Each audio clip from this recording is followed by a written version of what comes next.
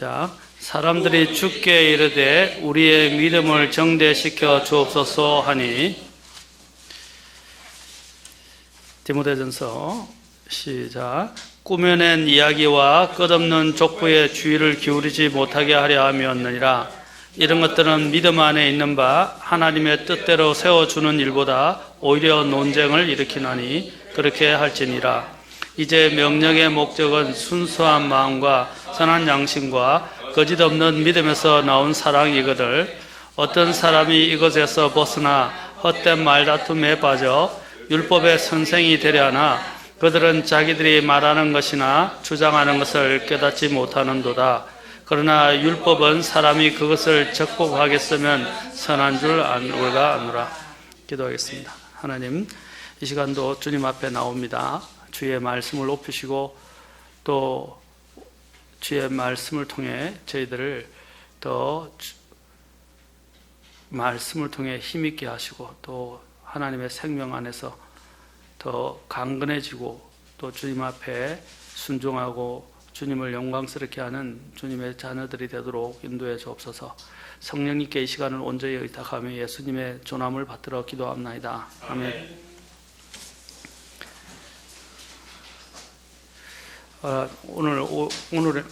오늘 이 시간에는 믿음의 종류 중에서 거짓 없는 믿음에 대해서 보도록 하겠습니다. 거짓 없는 믿음. 거짓 없는 믿음이란 평가보다도 사실 더 귀한 또 정말 바른 좋은 평가는 없을 것이라고 생각됩니다. 오늘날 작금에 그리스도인들과 교회가 손가락질을 당하고 많은 비난들을 받고 있고 또 우리가 그런 걸로 인해서 의아해하는 사람들이 많고 또 붕괴하는 사람들도 많고 억울해하는 사람들도 있습니다. 자, 그렇다면 오늘날 사람들이 왜 오늘 아까 김홍기 형제님도 어떤 집회에 나갔었는데 그 집회에서 목사님들이 둘로 앉아 있는데 한 젊은 청년이 나와서 목사님들을 막 쌍욕을 하면서 이제 자신의 발언을 하는 것을 들었다고 합니다. 그런데 그냥 목사님들이 웃고 계시고 그냥 어쩔 수 없으니까 그냥 내버려 뒀다고 하는데 오늘날 공공연하게 이런 비난들이 사실 모든 사람들은 아니지만 좀 여러 가지 문제를 야기시킨 목회자들과 또 소위 그리스도인하는 사람들의 이러한 행태들로 인해서 교회가 이런 많은 손가락질과 비난과 욕을 먹는다는 것입니다. 왜 그 사람들이 그렇게 그리스도인들과 함께 교회에 대해서 분노를 하는 것입니까? 그리고 비난을 쏟아내는 것입니까? 심지어는 이것이 비단 그리스도인과 교회에 대한 비난과 분노의 표출이 아니라 물론 그리스도를 믿지 않는 사람들은 주님을 반대할 수밖에 없죠. 그러나 그들이 손가락질 하는 데는 또 나름대로의 이유가 있습니다. 그런데 그리스도인과 주님의 교회만이 그런 비난을 받는 것이 아니라 성경에서는 이런 행태로 인해서 주님의 이름이 모독을 받을 수 있다고 말하고 있습니다. 주님의 이름이 모독을 받는다. 자, 우리가 행동을 잘못할 때 옛날에 저희들이 어릴 때는 오늘날은 법들이 너무 까다롭고 너무 예민하고 너무 지나치고 너무 단속이 더 많아졌는데 우리 어릴 때는 그냥 치고받고 애들끼리 싸우고 좀 이렇게 하는 것들을 그렇게 크게 문제시하지 않았고 또 좀 있으면 시간이 되면 다 흘러가면 해결이 되고 있는데 오늘은 아무것도 할 수 없도록 완전히 사람들을 일종의 억압하다시피 규제를 하고 있어요. 너무 지나치다고 할 정도로 그것의 장단점은 다 있겠지만 그러나 이전에 우리가 어렸을 때 싸우더라도 제일 화가 나는 것은 그 아이나 또 그 사람의 행동에 대해서 저것을 누구에게서 배웠냐? 부모에게서 받았다 라고 하는 이야기를 들을 때가 가장 수치스러울 뿐 아니라 가장 치욕적이고 가장 화가 나는 일들이었습니다. 그렇지 않습니까? 오늘날 우리가 당하는 이런 비난의 그 화살에 대해서 우리 자신의 속상하고 힘들어하는 것보다 더 우리가 기억해야 할 것은 주님이 모독을 당하게 해서는 안 된다는 겁니다. 우리는 주님을 대변하는 사람들입니다. 그래서 거짓 없는 믿음이라는 것은 무엇을 말하는 것입니까? 거짓 없다. 여기서 이것은 말해서 순수하다. 그 다음에 또한 정직하다. 그리고 포장되지 않았다.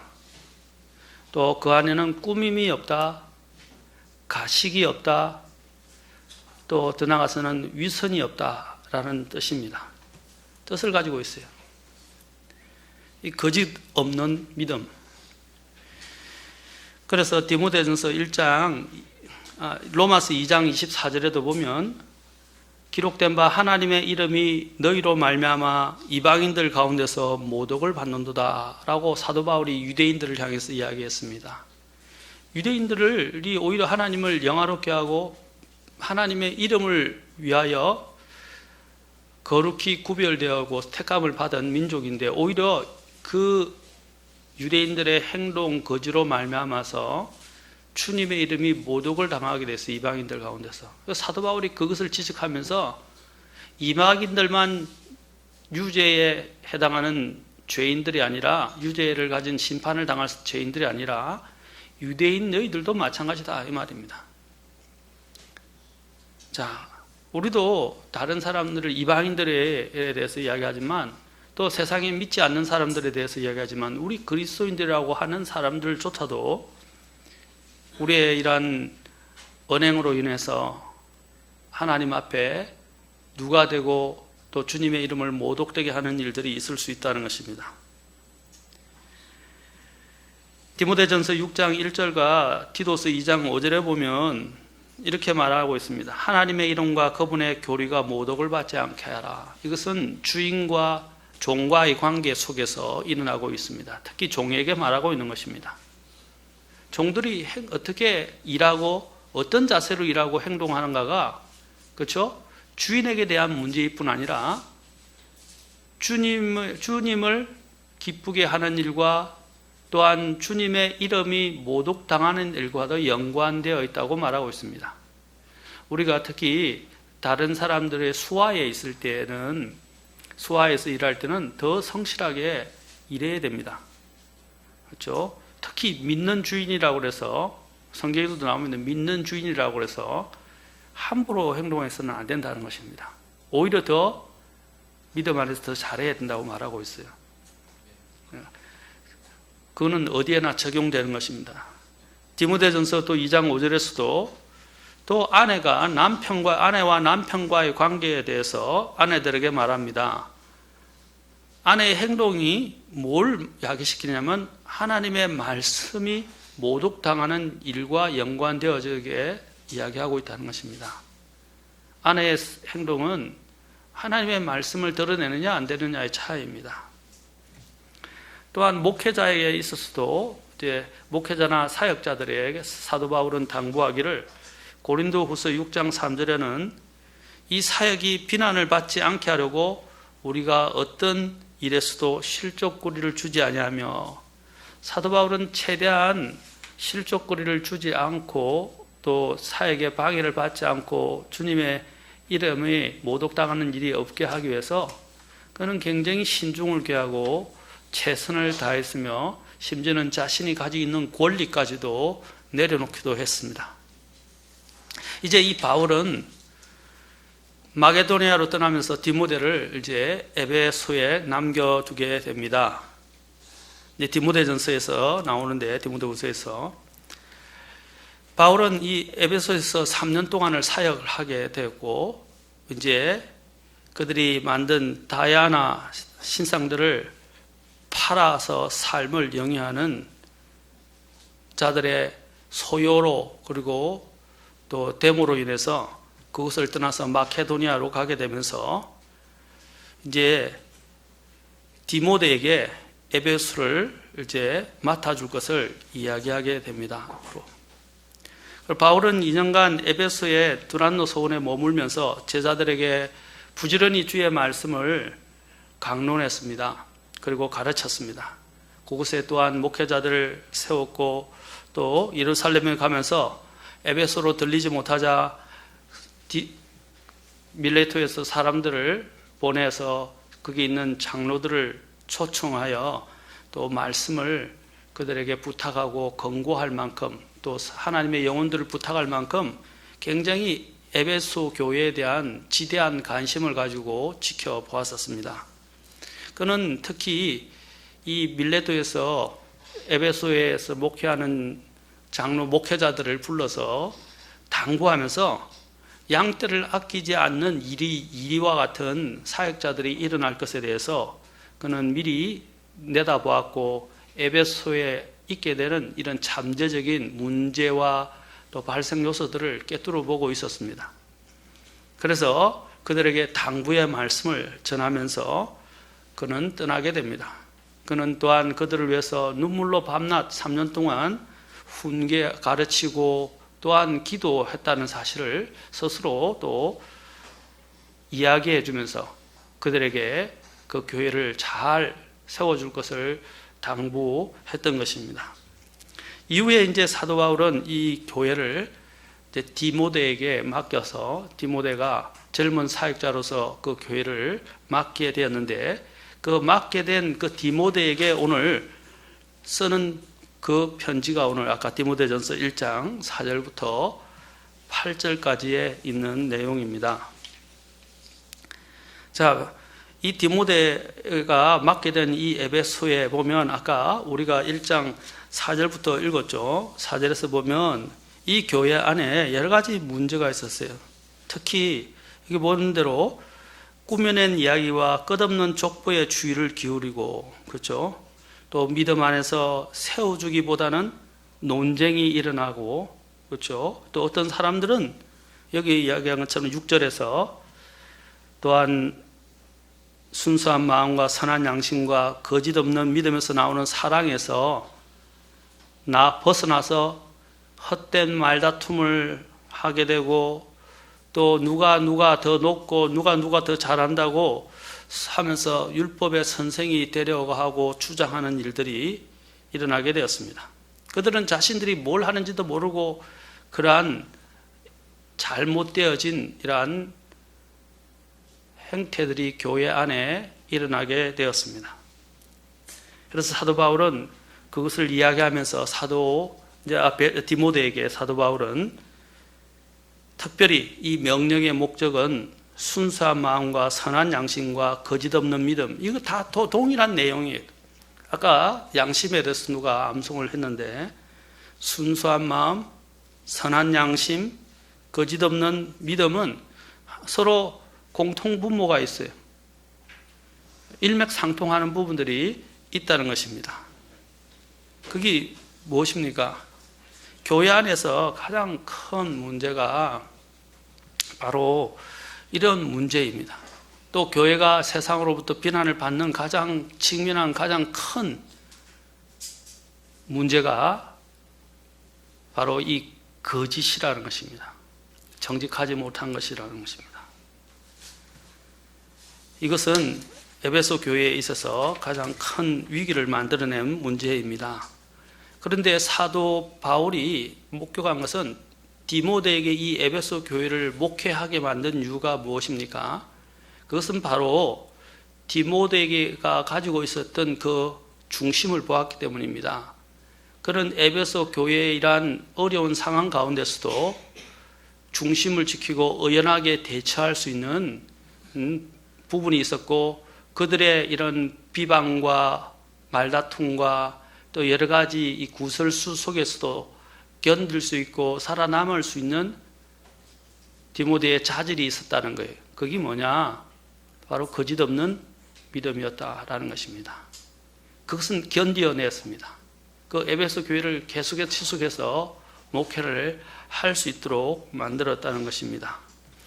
이 부분은 이 거짓 없는 믿음은 나중에 뒤에서도 살펴보겠지만 이 어디서부터 유래된 것입니까? 우리가 한 가지 아까 읽으려다가 시간에서 제가 안 읽었는데 디모데후서 1장 5절에 보면 나오는데 이건 나중에 뒤에 조금 이따가 살펴볼 것입니다. 디모데후서 1장 5절에 보면 내가 너의 속에 있는, 자, 여기서 다른 비슷한 말을 씁니다. 너의, 사도 바울이 디모데에게 마지막 쓰는 편지에서 이렇게 말하고 있습니다. 내가 너의 속에 있는 꾸밈 없는 믿음을 해상하노니 라고 그랬어요. 꾸밈 없는 믿음. 아까 그게 뭡니까? 거짓 없는 믿음과 일맥상통하는 것입니다. 자, 근데 그 꾸밈 없는 믿음이 뒤에서 다루겠습니다. 더 자세히 다루겠지만 어디서부터 왔느냐 하는 것. 그리고 이 꾸밈 없는 믿음은 과연 어떻게 하는 것인가 하는 부분도 우리가 한번 생각해 보도록 하겠습니다. 꾸밈 없는 믿음. 자, 이것은 일단 여기에 디모데후서 1장 5절에서 보면 그 꾸밈 없는 믿음이 어디서부터 시작되어 흘러나오는지를 알게 됩니다. 사도 바울은 이제 이 디모데에게 이러한 요소들이 있다는 사실을 알고 디모데에게 에베소 교회를 맡겼다는 것입니다. 그저없는 이 믿음의 유산. 자, 바울 또한 이러한 부분에 있어서 항상 그는 하나님 앞에, 아까 암송했던 것, 그는 선한 사람들 앞에서나 하나님 앞에서 선한 양심을 지키려고 늘 자신과 싸워왔고 그것을 지켜왔었고, 또한 그러한 부분들을 디모데 속에서 발견했고, 또 디모데에게 이러한 저력을 갖고 있었던, 또 자질을 갖고 있었던 디모데에게 이 에베소 교회를 맡길 수가 있었다는 것입니다. 자, 디모데 전서 우리 가서 후서에서 이제 아까 읽었던 디모데 후서로 가보겠습니다. 1장 5절 가서 읽겠습니다.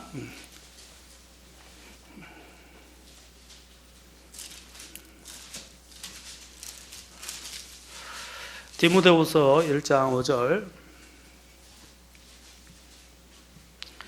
내가 내 속에 꾸밈이 없는 믿음을 해상하노니 그것은 먼저 내 할머니 로이스와 내 어머니 유니게 속에 있었으며 내 속에도 있는 줄을 내가 확신하노라. 모태신앙이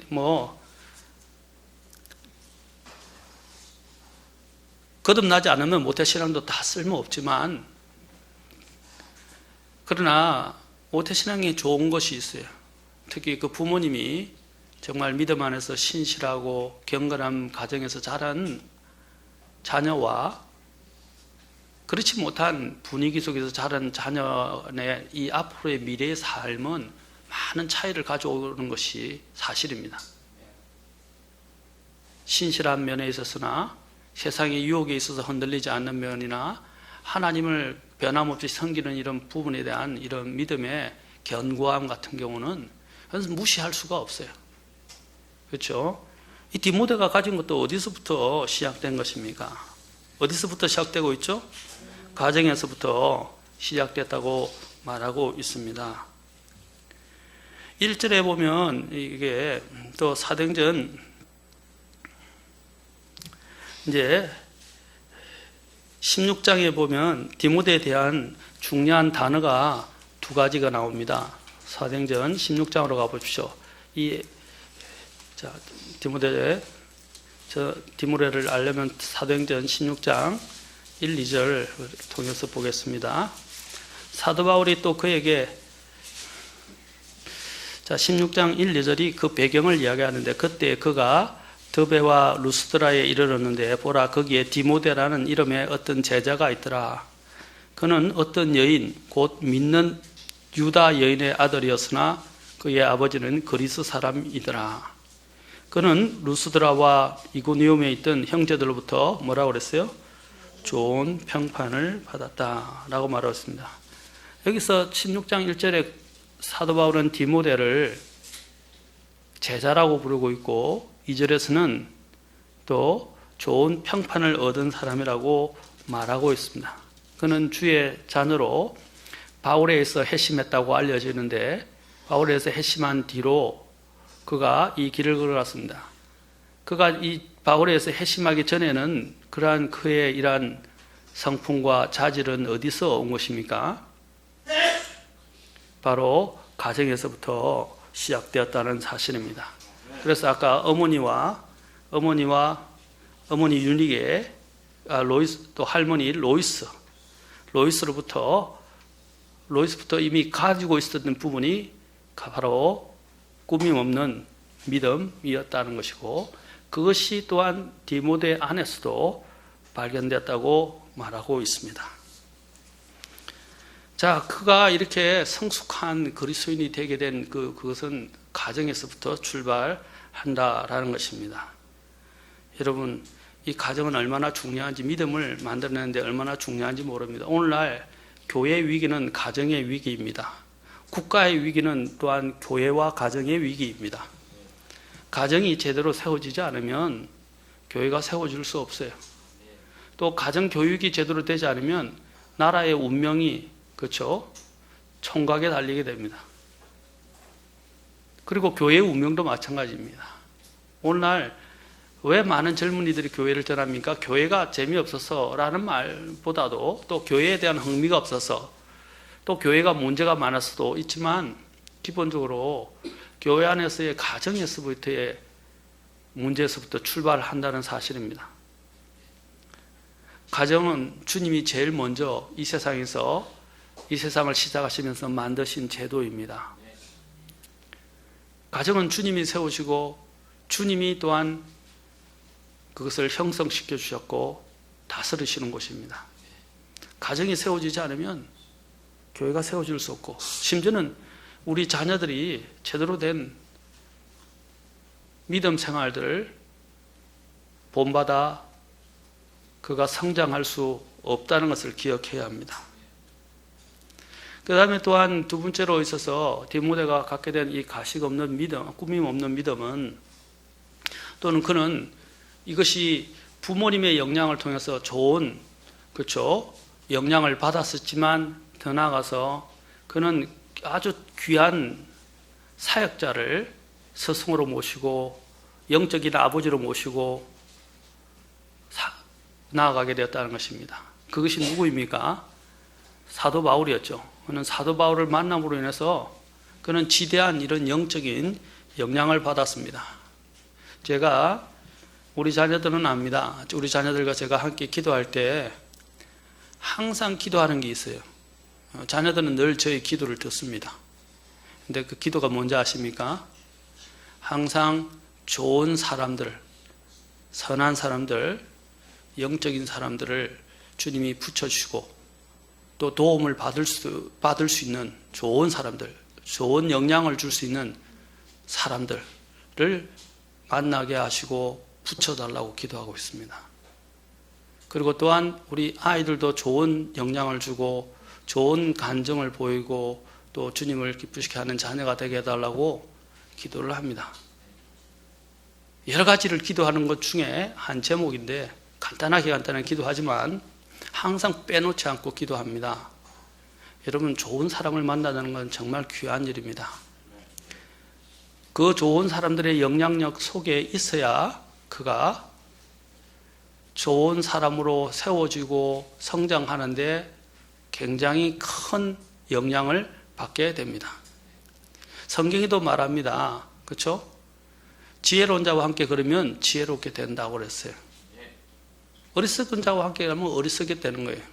어떤 친구를 들으냐? 전에도 말씀드렸죠?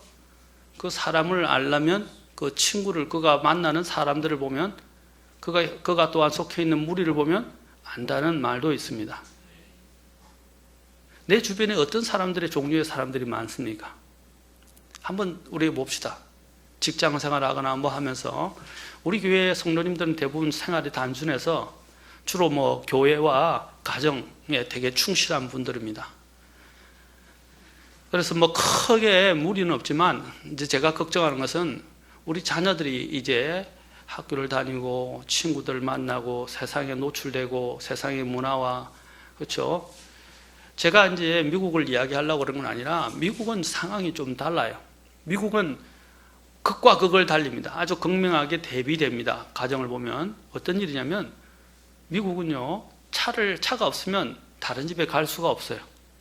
그 중에 애들에게 내리는 처벌 중에서 징계 중에서 가장 큰 것 중에 하나가 뭔지 하면 아이들을 그걸 grounded라고 이야기하는데 집에서 집 밖을 못 나가게 하는 것입니다. 왜냐하면 차를 안 주거나 또 친구가 오는 것을 막아버리면 그 차를 타지 않으면 갈 수가 없어요. 차 없이 다닌다는 것은 굉장히 위험한 일입니다. 자, 어느 곳에 좀 몰이라고 하는 우리가 있는 뭐 여러 가지 음식점부터 옷가게 이런 것들은 주로 몰이라고 불려지는 하나의 형성된 상가가 있어요. 그 상가를 가려면 차를 타고 나가야 돼요. 그러지 않으면 갈 수도 없고 또 친구들도 없고 워낙 넓어서 너무 커서 가서 만날 수가 없어요. 그래서 부모가 허락하지 않으면 집 밖을 못 나갑니다. 물론 가출을 할 수 있지만 가출을 해도 차가 있어야죠. 차가 없으니까 갈 수도 없어요. 그래서 가장 큰 처벌 중에 하나입니다. 그런데 우리나라는요, 뭐 나가면 바로 버스 있고 지하철 있고 택시 있고 뭐 다 있으니까 애들이 겁도 없이 그냥 나가요. 가정에 이런 질서와 위기가 많이 무너지고 있습니다. 근데 또 한 가지 미국에서는 안 좋은 게 어떤 것이냐면 아이들이 이렇게 늘 집 밖에 모르고 이렇게 하다가 갑자기 친구들을 만나고 사귀고 학교하고 이제 다른 데서 잘못된 친구를 사귀다 보면 금방 그 나이는 너무 자유가 많다 보니까 마약 같은 거나 잘못되어지는 이런 문화들도 많이 형성되어 있어요. 사탄주의나 마귀적이고 아주 선정적이고 육감적이고 이런 부분들이 많이 형성되어 있어요. 그런 가정교육을 받지 못했던 아이들과 친구가 되어서 나가다 보면 금방 마약에 노출되고 악한 것들에 노출되어 버려서 극으로 막 치달을 수 있어요. 자, 제가 말씀드린 요지는 이 가정에서 분위기와 함께 또한 누구를 만나느냐 하는 부분들이 굉장히 중요하다는 겁니다. 우리의 아이들 또한 그것을 위해서 기도하십시오. 우리가 지금은 우리 한국 사회에서는 아이들이 학교가 굉장히 중요한 문제이기 때문에 경쟁사회에서 공교육에 아이들을 맡겨야 되고 또 공교육에서 노출되어지는 많은 사상과 또 잘못된 가르침들과 또 잘못된 이런 학업 분위기와 또 친구 분위기들이 많이 있어요. 그런데 많이 노출됩니다. 내가 그것을 다 따라다니면서 막을 수는 없어요. 가장 중요한 것은 주님의 눈이 있어야 되고 주님의 보호가 있어야 됩니다. 다른 때보다도 우리 그리스도인들은 더 많이 기도해야 돼요. 자녀들을 위해서 특히 우리 같은 이런 하나님 앞에서 바른 믿음을 추구하려고 노력하는 곳에서는 이 아이들을 지키기 위해서는 내가 다 따라다니면서 일일이 이야기할 수 없으니까 기준을 잡고 아이들을 가르치지만 정말로 죽을 듯이 기도하셔야 됩니다. 아이들이 학교 가서 밖에 있다가 들어오게 되면 부모에게서 어떤 모습을 보십니까? 맨날 부모가 TV에 앉아있고 아니면 싸우고 하는 모습을 보십니까? 아니면 책과 성경을 읽고 또 기도도 하고 또 다른 어떤 부분이 아니라 그냥 단순한 소일거리 속에서 있는 것을 보십니까? 아니면 복잡다단하고 번잡하고 이런 모습을 보고 계십니까? 또 집에 들어오면 맨날 엄마는 없고 집에 들어오면 맨날 엄마 아빠가 싸우고 하는 분위기가 형성된다면 그 아이가 어떻게 되겠어요? 우리는 뭐 이야기하지 않아도 눈에 그것이 보입니다. 그래서 누구를 만나느냐 하는 문제는 대단히 중요합니다. 특히 좋은 스승을 만나고 좋은 친구를 만나는 문제는 중요한 문제다라는 것입니다. 인생에는 세 가지 만남이 있다고 그랬습니다. 부모의 만남 대표적으로, 그 다음에 하나님과의 만남, 그 다음에 배우자의 만남. 이제 더 나아가서 우리는 또 다른 만남들이 있는데 곧 뭐 스승과의 만남, 친구들과의 만남, 또 다른 또 그 주변에 자기의 이웃이나 동료들과의 만남, 이런 만남들이 있어요. 자, 어떤 만남을 갖느냐가 아까 그 사람의 이러한 믿음, 가식 없는 믿음을 형성하는 데 영향을 준다라는 것입니다. 이제 세 번째로 우리가 이렇게 또 가식 없는 믿음을 갖기 위해서는 항상 하나님의 말씀이 있어야 돼요.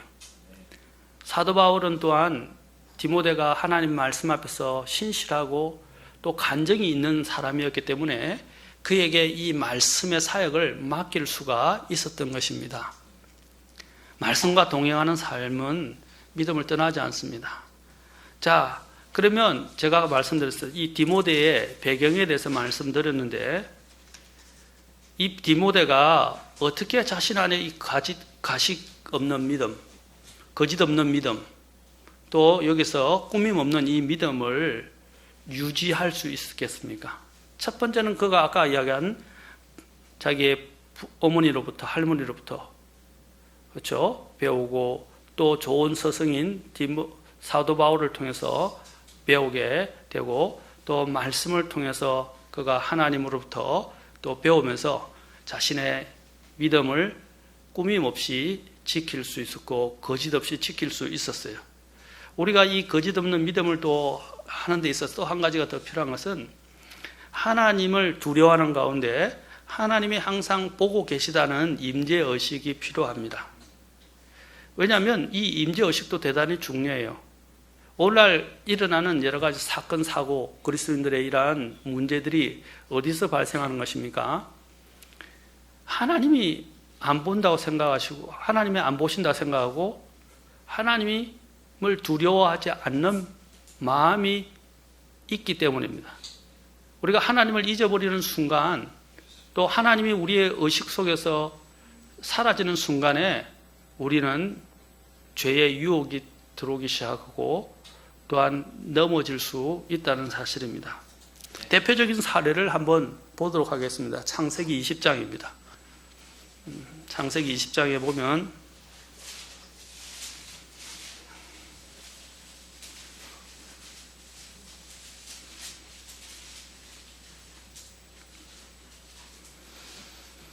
이제 아브라함의 경우를 통해서 한번 마지막으로 정리하면서 보겠습니다. 아브라함의 경우 창세기 20장부터 보겠습니다. 1절부터 좀 많지만 천천히 읽어보면서 한번 보겠습니다. 아브라함이 거기서 남쪽 지방으로 이동하여 가데스와 수르 사이에 거하며 그랄에 머물렀더라. 아브라함이 자기 아내 사라를 가리켜 이르기를 그녀는 내 뭐라고 그랬어요? 누이라 하였으므로 그랄 왕 아비멜렉이 사람을 보내어 사라를 데려가니라. 자기 아내 있는데 뺏긴 거예요. 왜? 그가 누이라고 불렀기 때문에. 이거는 반은 맞고 반은 거짓말이에요. 혈육은 맞아요. 먼 혈육이지만 혈육은 맞아요. 그래서 그가 반 거짓말을 한 거예요. 사실은 거짓말이죠. 자, 20장 3절. 그러나 밤에 하나님께서 꿈에 아비멜렉에게 가셔서 그에게 이르시되 보라 너가 데려온 여인으로 인해 너는 죽은 자가 되었나니 그 여인은 한 남자의 아내이니라 하시니라.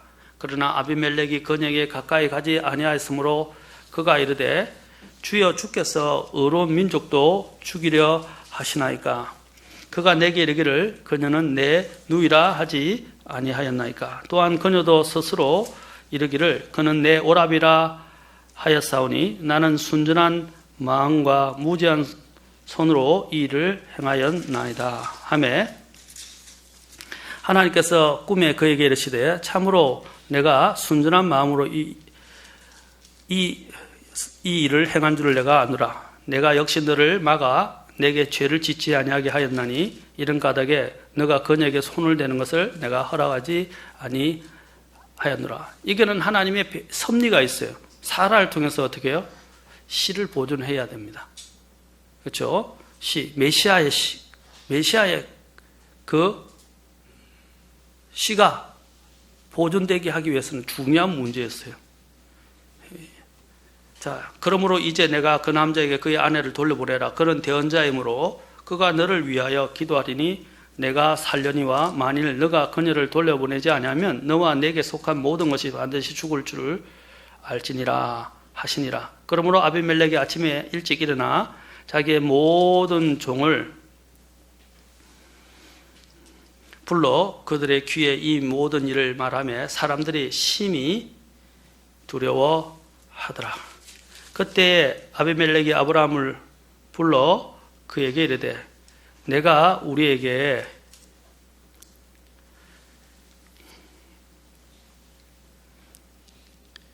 무슨 일을 행하였느냐? 내가 무슨 일로 너에게 죄를 지었길래 너가 나와 내 왕국에 큰 죄를 가져왔느냐? 너가 마땅히 하지 말아야 할 일을 내게 행하였도다. 그는 하나님의 또한 뭡니까? 믿지 않는 사람에게서 이런 책망을 받았습니다. 아비멜렉이 또 아브라함에게 이르되 너가 무엇을 보았기에 이 일을 행하였느냐 하니 아브라함이 이르되 자, 11절을 주목해 보십시오. 줄 끊으십시오. 그 까닭은 분명히 이곳에는 하나님을 두려워함이 없으므로 내 아내로 인해 그들이 나를 죽일 줄로 내가 생각하였기 때문이라. 뭐가 없었다고 그랬죠? 하나님을 두려워함이 없었기 때문에. 하나님이 두려워함이 없는 곳에는 뭐가 있습니까? 예, 죄가 있습니다. 죄. 자, 이 다른 것들은 이제 고사하고 다 알진 않겠지만 이 부분을 잘 기억하십시오. 아브라함이 이렇게 하는 것은 그는 하나님을 아는 사람인데도 불구하고 그들이 하나님을 두려워하지 않기 때문에 그렇게 했다고 변명하고 있습니다. 자, 여기서 우리가 발견할 수 있는 것은 아브라함 또한 사실 하나님의 임재를 잃어버리고 하나님의 임재와 역사를 그는 믿지 못했던 것입니다. 인간의 방법으로 해결하려고 그랬죠. 또 뿐만 아니라 하나님을 두려워하는 것은 어떻게 합니까? 사람을 죽이는 일까지도 아무 일 없는 것처럼 자행될 수 있다는 것입니다. 뭐 가외의 이야기지만 여러분 공산주의가 왜 문제가 있습니까? 그들은 사람을 사람으로 보지 않습니다. 그들은 자신들의 이데올로기 목적만 있어요. 그래서 무서운 거예요. 크리스찬들은 이러한 이데올로기와 대해서는 분명하게 맞서서 싸워야 됩니다. 어쨌든 간에 하나님을 두려워함이 없는 곳에는 이런 범죄만이 난무하게 된다는 것입니다. 자, 여기서 우리가 한 가지 더 생각할 것은 나중에 창세기 여러분이 뒤에 가게 되면 이삭 26장에서 이삭이 똑같은 짓을 하게 됩니다. 아브라함이 한 것과 똑같은 일을 저지르게 돼요. 자기 아내를 누이라 속이고, 그렇죠? 자기의 생명을 유지하는데 급급하게 해서 거짓말을 하게 됩니다. 우리가 이야기 부전자전이라고 이야기하죠. 또 모전 여전도 마찬가지예요. 부전자전, 그 아비의 그 아들이라고 하지만 그 어미의 그 딸이라고도 이야기합니다. 이런 것들이 어디서 오는 것입니까? 가정에서부터 온다라는 것입니다. 이러한 부분들을 제거하기 위해서는 제가 어떻게 해야 된다고 그랬어요? 아까 좋은 가정에서 자라는 것도 중요하지만 자라지 못했다. 저도 그런 크리스찬 가정에서 자라지 못했어요. 그러나 좋은 스승을 만나는 일은 대단히 중요합니다. 그리고 성경과 함께하는 것은 중요합니다. 또한 한 가지 더 아까 얘기했죠? 하나님의 임재를 기억하는 것은 중요합니다. 그래야 우리 그리스도인들은 하나님을 두려워한 가운데 하나님의 임재 가운데서 살아가는 사람들은 이 죄에 대해서 분명한 입장을 취하게 됩니다. 그리고 자신의 믿음을 포장하거나 위선으로 꾸미거나 가식으로 행하려고 하지 않을 것입니다. 맞습니까? 순수한 믿음, 선한 양심과 함께 또한 가식 없는 믿음을 지켜낼 것입니다. 저와 여러분들은 하나님을 두려워하십니까? 내 주변에는 정말 선한 그리스도인의 영적인 영향력을 가진 사람들과 함께하고 있습니까? 그것 중에 하나가 교회예요. 그렇죠? 교회예요. 교회. 교회에 사람들이 모이지 않으면, 그렇죠? 교회는 힘을 잃고 죽습니다.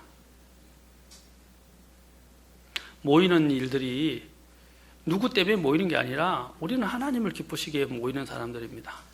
또한 모임을 통해서 성도 간의 친교도 대단히 중요해요. 중요하지만 또 교회는 그 친교에만 머물러 있으면 안 돼요.